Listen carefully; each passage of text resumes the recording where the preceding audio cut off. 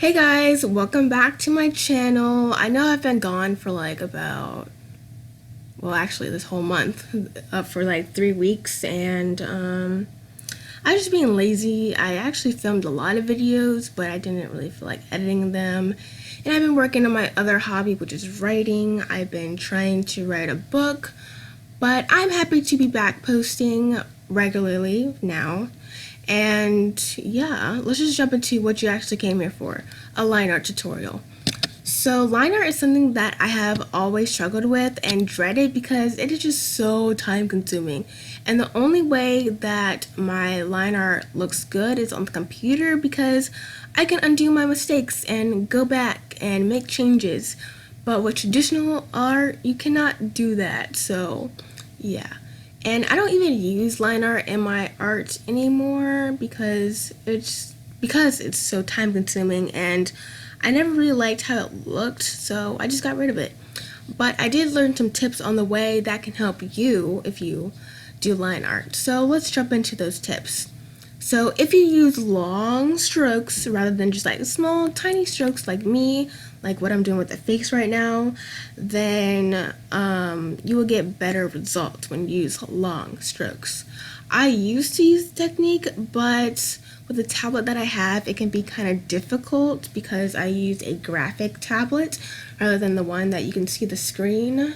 And I'm still not used to using my tablet after all these years, but when it comes to line art, it can be kind of difficult. So, but if you use traditional art, long strokes are the way to go. And you don't want to use sketchy strokes because then it'll look like a sketch rather than line art. But with digital art, you can kind of get away with that because you can erase your mistakes and blah, blah, blah. So tip number 2 is take your time and don't rush. I used to do line art a lot, and one of the mistakes that I made was rushing because I just wanted to get it over with because I hated it so much. But slow and steady is the way to go, especially when you are doing it on paper. I made many mistakes by rushing, so don't do that. So tip number 3 is zooming in when doing digital art. Obviously, you can't do that on paper, but for those that do ink traditionally, you can just try to focus on the line that you are drawing because it's easily you can just like go out of that path that you are trying to draw, if that makes sense. Hopefully that makes sense because that did not make sense in my head. But yeah. Tip number 4, clear your surroundings. When inking, you don't want anything nearby, especially food and drinks. I made that mistake once and I learned a valuable lesson. No food and drinks should be near your artwork because accidents happen, especially if you're clumsy like me. But not only that, but you want to, when you're inking, you don't want to like bump into things with your like arm or your elbow or your hand, and because you want that line to be smooth, so you don't want to bump into the thing and then you'll be all like a bumpy line. So yeah. So tip number 5 is to just practice. Not just practice like on a drawing, but practice using different exercises. Like try to draw straight lines on a blank piece of paper, try drawing like quick circles, try like drawing S's, and just practice your weaknesses. Like if you struggle with line weight, practice line weight on a separate piece of paper before you jump into like your final piece, if that makes sense. Doing things that you're good at will help too, but if you don't practice those weaknesses, then it's harder to make your overall drawing look the way you want it to. Gosh, I can't talk today.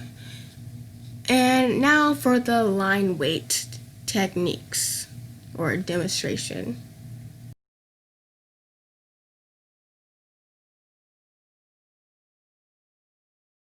So now let's get into line weight. So there's 4 different areas where you can use line weight, and I'm going to demonstrate those right now by circling things in my line art that I already did. So the way that I did this video was kind of weird because it wasn't supposed to be a tutorial, but I thought it would be more interesting than just showing me line art, if that makes sense. So number one is shadows. So when there's shadows, that's where you want to add them, like under the eyes, the bridge of your nose, under your lips, under your nose, under your chin, especially when the neck meets the chin, and basically under, like when clothing and stuff touch, or your skin touch, like under this bathing suit or whatever, that's when you want to do it as well. And definitely in the hair. In the hair, there'll be a lot of shadows. I'm thinking about doing a tutorial on hair. I'm not really good at drawing curly hair yet, but with wavy hair, like here, I think I nailed that on this drawing. So yeah, there'll be a lot of shadows in the hair for sure, especially if there's curly hair involved and wavy hair involved. Straight hair, there won't be a lot of shadows, but there are some shadows. But anyways, number two is to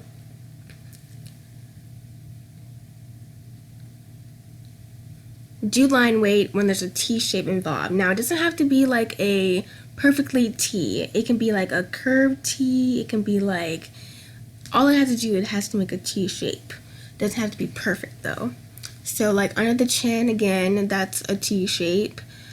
So let me just find a brush, this one. So yes, so right there, that is a T shape. And where the arm meets the, yeah, right there. So anywhere where a T crosses, that's when you want to add line weight. And I know it's really hard to see on the body, but when you zoom in, you can see I didn't really do that very well. Sorry about that. Again, this wasn't supposed to be a tutorial, but I thought it would be more interesting than just showing line art because that can be kind of boring. So these are all the T shapes that are in this drawing. So next up is number three is curves. Now I don't really know what to call this curve. I just call it like an A curve because it kind of looks like an A without the line in the middle. So yes, that's what I call that. So where to do this is right here where the boobs are, the chin, the face especially, definitely in the hair when you have curly hair and stuff like that, and wavy hair as well, and definitely where the fin is and the tail is as well.